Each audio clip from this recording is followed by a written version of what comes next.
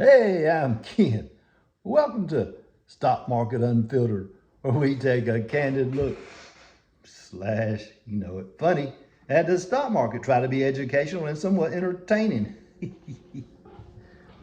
Yeah, I'm back to my home location after being in Food Line looking for the Budweiser. I actually went to a convenience store and found a can, so we'll talk about Budweiser and HOG, Harley-Davidson, and Budweiser. But first, we'll go back to Target just for a few minutes. Happy Saturday, by the way. It's the weekend, and I'm looking outside. I see sunlight on a weekend before Father's Day. Father's Day is next weekend. Target was downgraded again yesterday by Citigroup to neutral.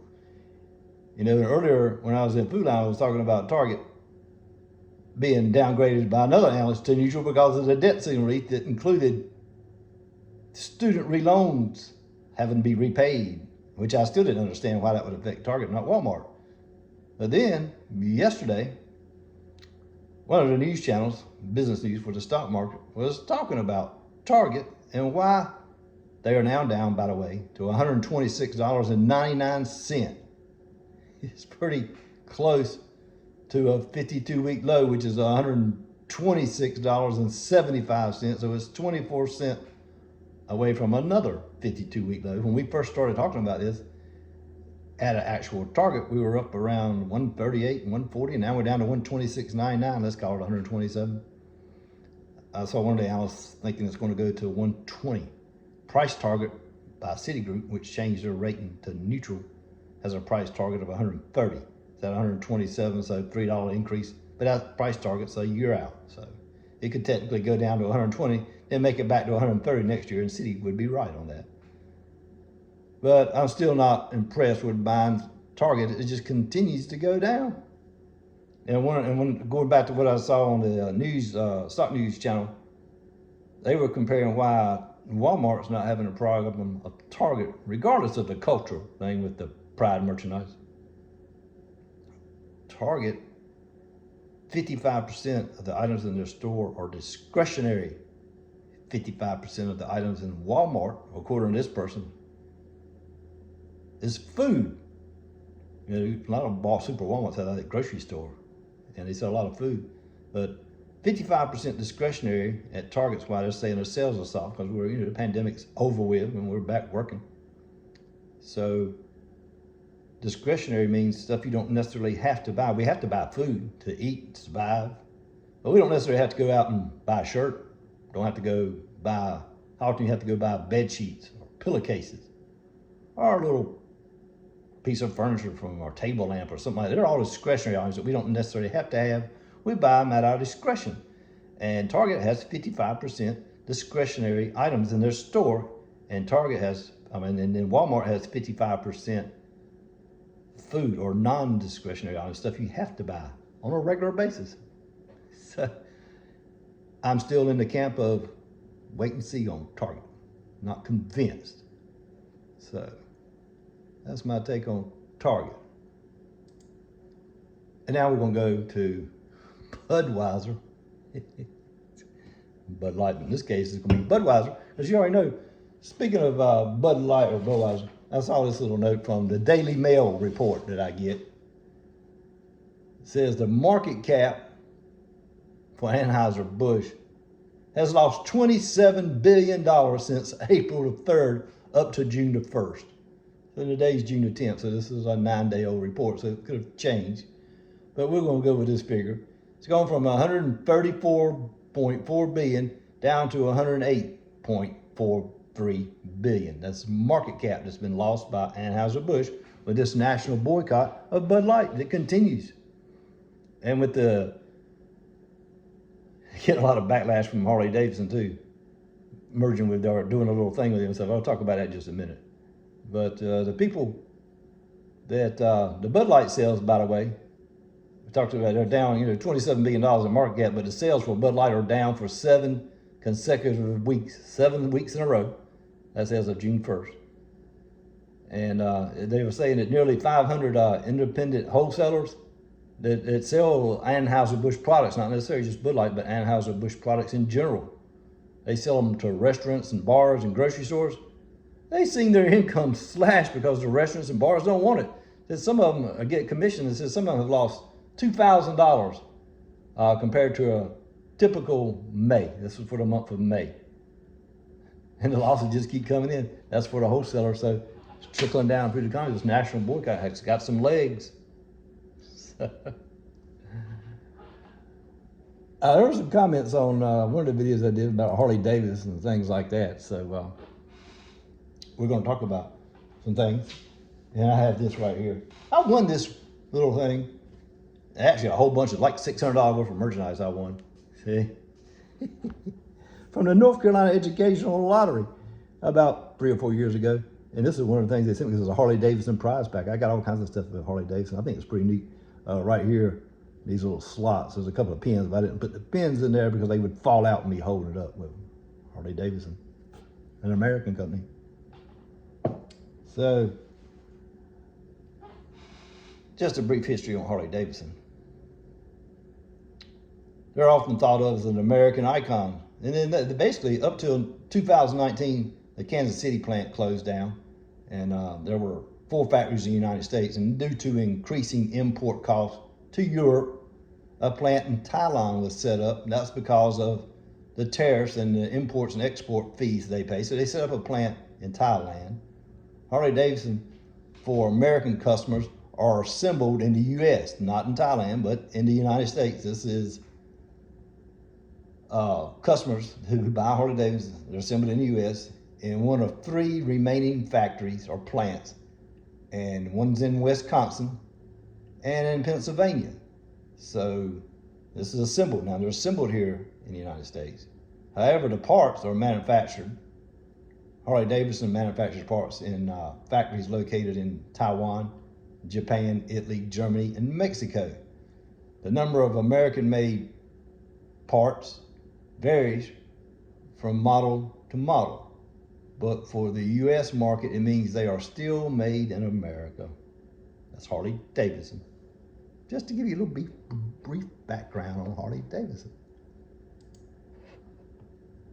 They joined this endeavor with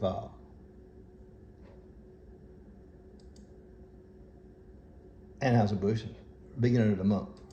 So Harley-Davidson, since we're starting 1 month, Harley-Davidson is down 0.5% for 1 month. They had a 3% loss Friday. They closed at $33.73. They only pay a small dividend. It's 16.5 cents a quarter. So about 64 cents a year is all you get on a dividend for Harley. So it's not that big of a, it's 1.96% yield. So I'm not inclined to really buy this stock. But I want to go over we're going to follow it to see if their marriage, so to speak, with Budweiser helps Budweiser out, or does it actually make Harley-Davidson go down? So we will see. Because speaking of Budweiser, this is according to Newsweek, Anheuser-Busch bombarded by backlash after Harley-Davidson partnerships. Anheuser-Busch is being bombarded again. Why?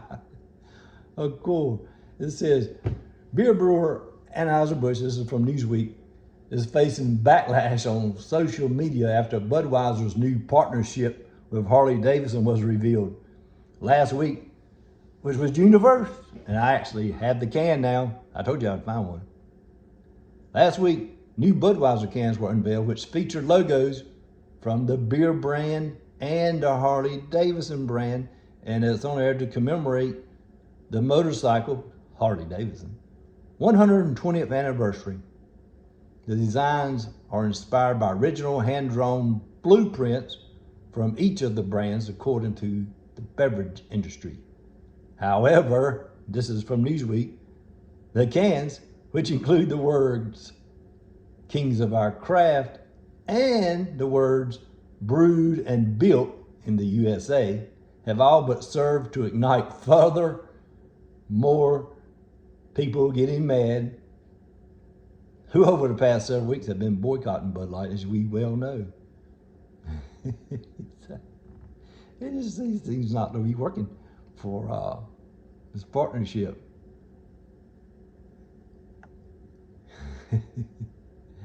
And it said, amid the criticism and reports of plummeting sales from Bud Light, some executives have took a leave of absence, including the marketing head, Lisa, I don't know how to pronounce her last name, and Daniel Blake, who oversees marketing for Anheuser-Busch's mainstream brands. And then it keeps talking. This is the Newsweek article. As a result of the backlash, the timing of the release of Budweiser's Harley-Davidson cans has proved to be somewhat problematic. The protesters are only ramping up their objections to products associated with all of Anheuser-Busch. That would be all the brands that are under Anheuser-Busch. And it says, one customer wrote, "I'm never drinking an Anheuser-Busch beer again." And it says, you turned your backs on the customers. And over on Twitter, objections came in thick and fast. One person writing, after the trans can fallout, Budweiser is set to pump some testosterone back into its products by rolling out a Harley-Davidson can for Budweiser. I ain't falling for it. That's what this person said. And it says, Harley-Davidson, you are an American icon. So was Bud Light, tweeted another person on Twitter.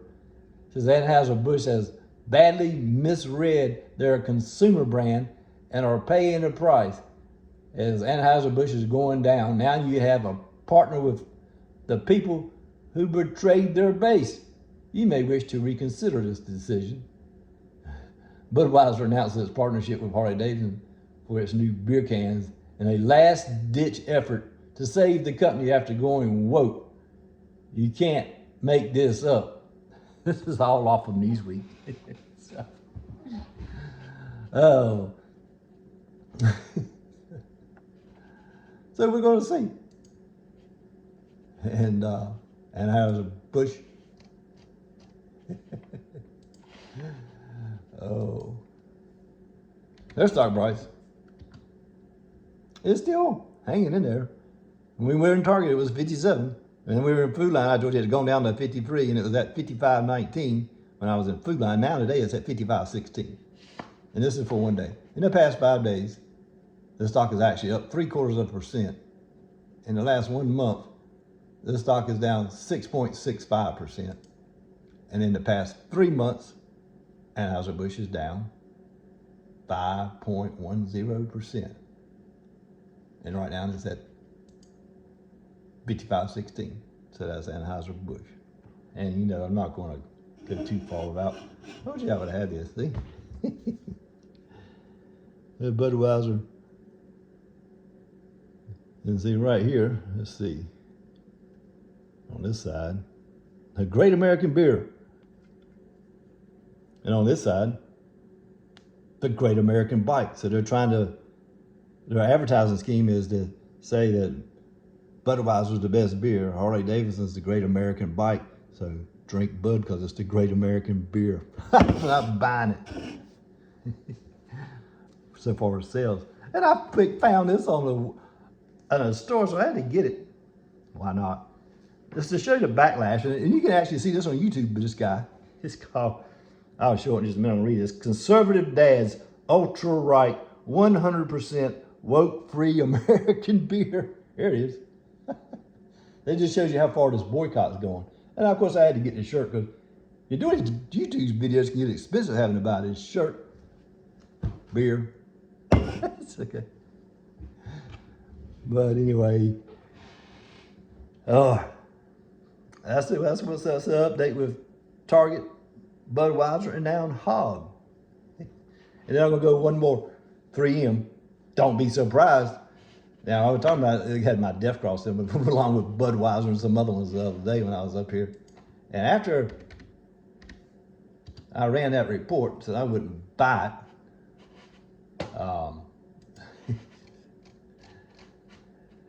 The stock went down And then it recovered somewhat. I was surprised. And I'll tell you why I don't like this stock still. The stock went up for like $7 or $8. It was $93 back on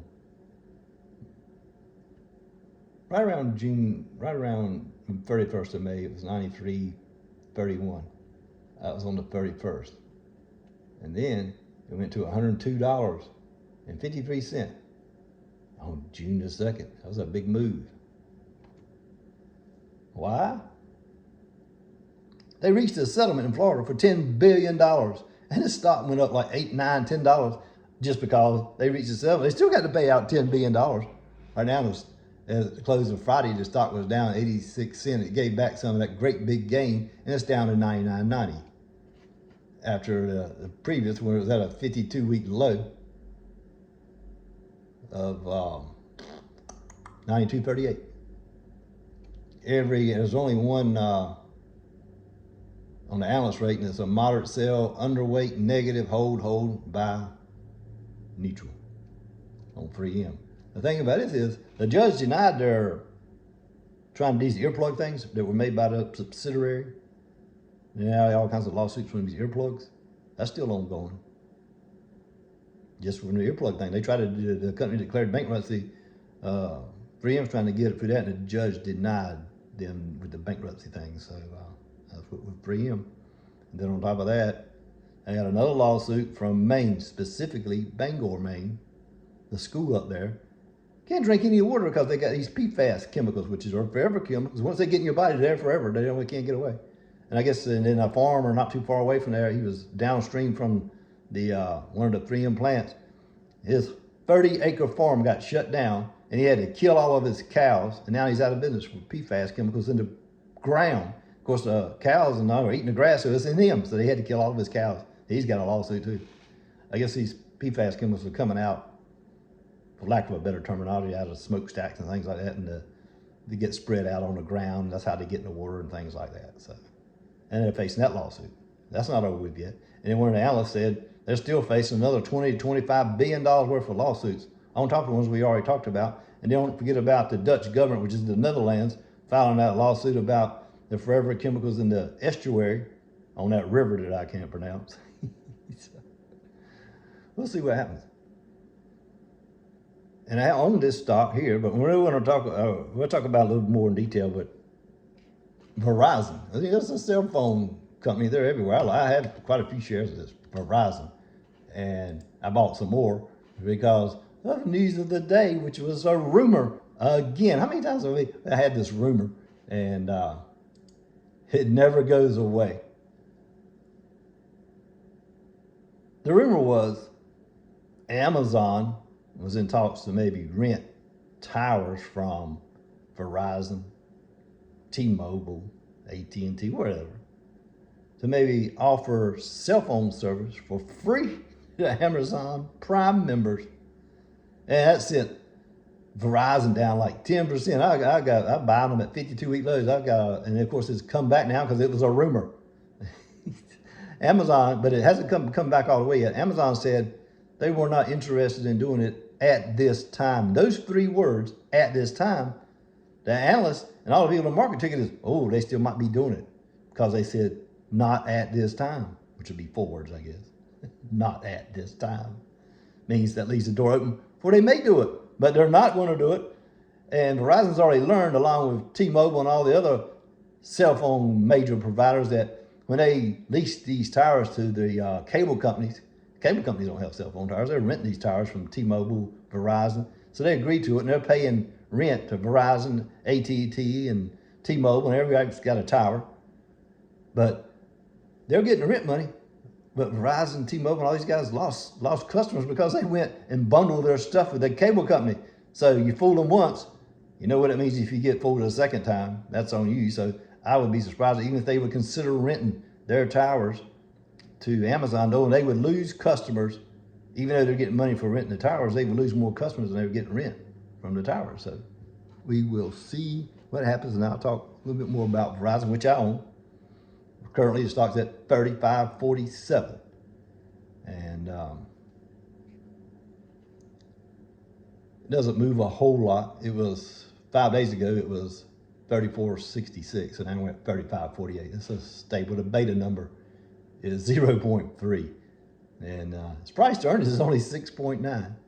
And I like this dividend of 7.37%, so that's why I own Verizon. So, hope you guys have a great weekend. I'm glad it's not raining. And just for disclosure purposes, all things I say that might be good or might be bad are strictly my opinions. So don't act on it financially unless you want to. Just remember, I'm looking at things for my portfolio. And so everything I say that maybe I like it or don't like it, this is my opinion. So you can take your financial advice from me if you want to. You may not want to, just old country boy, but I'm doing pretty well. But I didn't want to get out of the way. It's a legal thing. Every now and then, you got to talk about it. And speaking of, one more thing before we go, Tesla. That stock is up 11 days in a row. It's about to set a new record for being up the most days in a row for Tesla. And they're getting more money because now they have cut a deal with General Motors. They already cut a deal with Ford. And General Motors is now going to fit their vehicles so that they'll work at the Tesla superchargers just like Ford. What does that mean?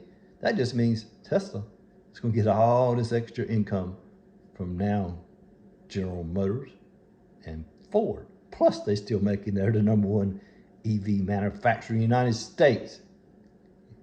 And for long, I saw this, I got to get my stuff together just to give you a heads up. We're going to talk about EV tolls. You know what that is? It's flying taxis. For real, flying taxis.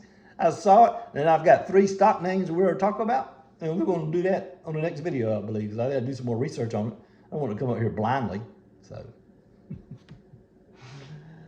Oh, you guys have a great Saturday. Enjoy the rest of your weekend. Appreciate you watching. Have a great one. Talk to you later. If I can get this video shut off. But anyway.